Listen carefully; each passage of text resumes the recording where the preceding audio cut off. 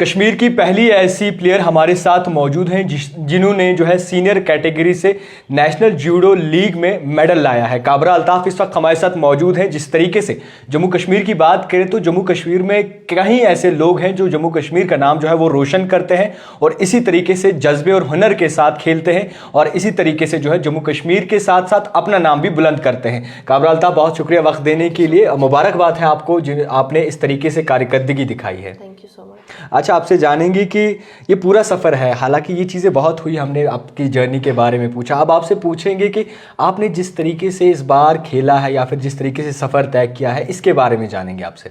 तो जो हमारा ये रिसेंट टूर्नामेंट हुआ था, ये सीनियर कैटेगरी में मेरा मेडल आया था, जिसमें north India women judo league में मैंने मेडल लिया जी। तो जर्नी के बारे में यही बोलूँगी कि इससे पहले भी मेरी जूनियर नेशनल चैंपियनशिप में या जो भी रैंकिंग टूर्नामेंट्स है उसमें मेरा मेडल था। I have been the India camper also, but कहीं ना कहीं इस चीज़ की कमी थी, सीनियर कैटेगरी का मेडल, और इस बार अल्हम्दुलिल्लाह वो चीज़ पूरी हुई है, वो सपना पूरा हुआ है। तो काफ़ी ज़्यादा मेहनत लगी है काफ़ी सालों से, क्योंकि बीच में कोविड भी स्ट्राइक किया था तो काफ़ी ज़्यादा टूर्नामेंट्स नहीं हो रहे थे, और उसके बीच मैंने अपना कोचिंग का जो कोर्स है वो कंप्लीट किया था।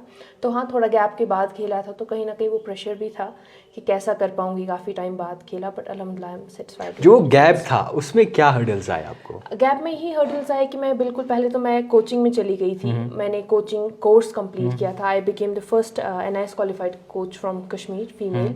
तो कहीं ना कहीं वो हर्डल भी था और कहीं ना कहीं प्रेशर भी था। हम सब जानते हैं कि हमारे यहाँ सोसाइटी में कितना ज़्यादा क्रिटिसिज्म होता है, तो वो काफ़ी ज़्यादा प्रेशर था। बट ये नहीं था कि मैं अपना जो मेरा विल था वो काफ़ी ज़्यादा स्ट्रॉन्ग था पहले से, तो ये नहीं था कि मैं नहीं कर पाऊँगी, पहले से पता था आई डू इट, शायद थोड़ा टाइम लगे बट मुझे करना है। तो बस वही था, बाकी हर्डल्स तो आते रहते हैं वो डेली लाइफ में, इवन आफ्टर विनिंग मेडल्स मुझे लगता है वो हर्डल वहाँ के वहाँ ही है। बट कहीं ना कहीं जो एक पर्सनल जो मेरा एक स्टेप था लाइफ का कि मुझे क्या क्या करना है, मैं उसकी तरफ बढ़ रही हूँ। बाकी जो हर्डल्स है वो आते रहते हैं, उनको पार करना पड़ता है। अच्छा, जिस तरीके से पहली बार सीनियर कैटेगरी से नेशनल जूडो लीग में किसी ने मेडल लाया है, जब आपने ये मेडल जीता तो आपको खुशी कैसी रही? घर वालों का क्या इजहार था? बिल्कुल, काफ़ी ज़्यादा खुशी हुई, क्योंकि मैंने ऑलरेडी आपको मेंशन किया कि काफ़ी गैप के बाद खेला, और कहीं ना कहीं घर वालों को भी पता था कि काफ़ी टाइम से इस चीज़ का इंतज़ार कर रही थी कि कहाँ पे टूर्नामेंट आएगा और मैं करूँगी। और सबसे बेस्ट यही था कि कश्मीर में जो है वो पहली बार हम लोगों ने ऑर्गेनाइज़ किया था खुद से, तो कहीं ना कहीं अपने होम स्टेडियम में खेलना मेरे लिए एक बहुत बड़ी अपॉर्चुनिटी थी, और कहीं ना कहीं अच्छा फील हो रहा था, क्योंकि वो स्टेडियम जहाँ से मैंने आज से 12-13 साल पहले शुरुआत की थी, और वहाँ पर अपने लाइफ का वो मेडल लेना जिसकी मैं काफ़ी टाइम से सपना देख रही थी, तो मेरे लिए काफ़ी स्पेशल था। जब वो गैप था, कोविड के दरमियान जो गैप था, तो जब ब्रेक लगता है तो इंसान को बहुत मुश्किल हो जाता है उठना। तो घर वालों की कहीं ना कहीं सोच भी जो है थोड़ी डिफरेंट तरीके से चली जाती है, कहते हैं कि आप इस फील्ड में शायद कुछ ना रखा हो, तो उसमें घर वालों का क्या रुझान था? नहीं, घर वालों का हमेशा से सपोर्ट रहा है, क्योंकि इवन कोविड का जो बीच में टाइम आया था जहाँ ब्रेक आया था, कॉम्पिटिशन्स नहीं हो रहे थे, उसके बाद इवन जब ओपन भी हुआ तो मैं कोचिंग कर रही थी, तो हमें अलाउ नहीं था वहाँ पे उस टाइम पे खेलने का।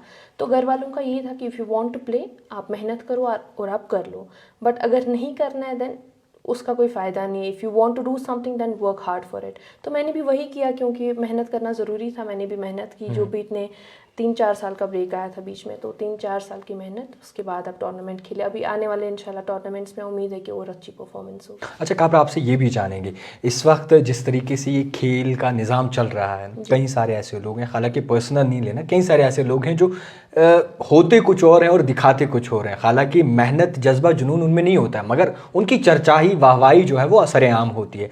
उस रिगार्डिंग आप क्या कहेंगे? उसका श्रेय मैं सिर्फ सोशल मीडिया को देना चाहूँगी, और उन लोगों को जो उन लोगों की पब्लिसिटी देते हैं। मुझे लगता है कश्मीर में काफ़ी ज़्यादा टैलेंट है, और ऐसे काफ़ी ज़्यादा लोग हैं जिन्होंने बिल्कुल अच्छे लेवल पे मेडल लाए हुए हैं, बट कहीं ना कहीं वो मेन फ्रेम में नहीं है। तो उसका कारण तो मैं नहीं बता सकती कि क्या है, क्योंकि डिफरेंट कारण हो सकते हैं। कुछ लोगों को ज़्यादा पब्लिसिटी मिलती है, बट मुझे लगता है कि रियल एथलीट वही होता है जो इन सारी चीज़ों से काफ़ी दूर कहीं मेहनत कर रहा होता है, जो हमेशा हर दिन फ्रेम में ही आएगा। अच्छी बात है, आना चाहिए, इससे काफ़ी बेनिफिट मिलता है, बट ऐसे मुझे लगता है काफ़ी ज़्यादा लोग हैं जो इस फ्रेम में नहीं आ पाते लोगों के सामने, जिन्हें नहीं पता कि किसी की कोई अचीवमेंट है।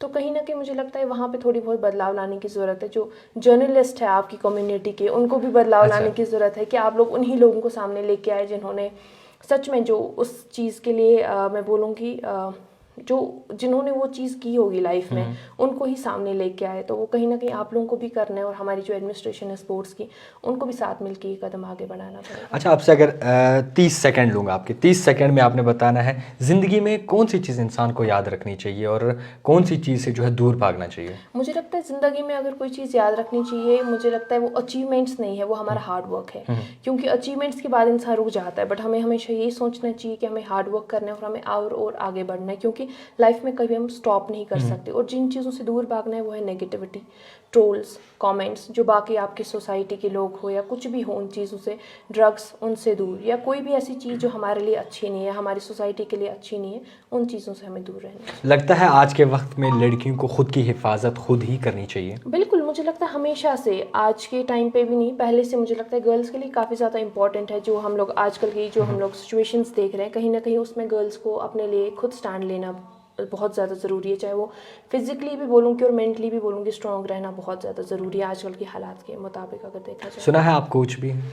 जी बिल्कुल, मैंने अभी रिसेंटली अपनी कोचिंग का जो कोर्स है वो कंप्लीट किया है। अभी I am not in the job, अभी मैं कोशिश कर रही हूँ कि और भी कुछ मेडल्स ला पाऊँ अपने प्लेइंग करियर में। आगे क्या प्लान्स हैं आपके? अभी इंशाल्लाह अभी तो मैं खेल रही हूँ, अभी मेरा कोचिंग में जाने का कोई ऐसा प्लान नहीं है, but once I complete this playing and after that I. आखिर में आपके पास बहुत सारे मेडल भी हैं यहाँ पे, कोई यादगार यहाँ पे जब आपको लगा हो कि नहीं ये खून पसीने की कमाई है? मुझे लगता है सारे ऐसे जो खून पसीने कोई की एक कमाई यादगार जो आपके दिल के बहुत नज़दीक हो, बिल्कुल, जो मेरे यादगार पास हो? मेडल है यहाँ पे एक GFI नेशनल का, ये वाला मैंने 2017 में लिया था। इससे पहले मेरी सर्जरी हुई थी नी की और मैं ऑलमोस्ट 1-1.5 साल तक बेड पे थी, एंड उसके बाद मैंने कम बैक किया था और मेरी लाइफ का पहला गोल्ड मेडल उसके बाद था।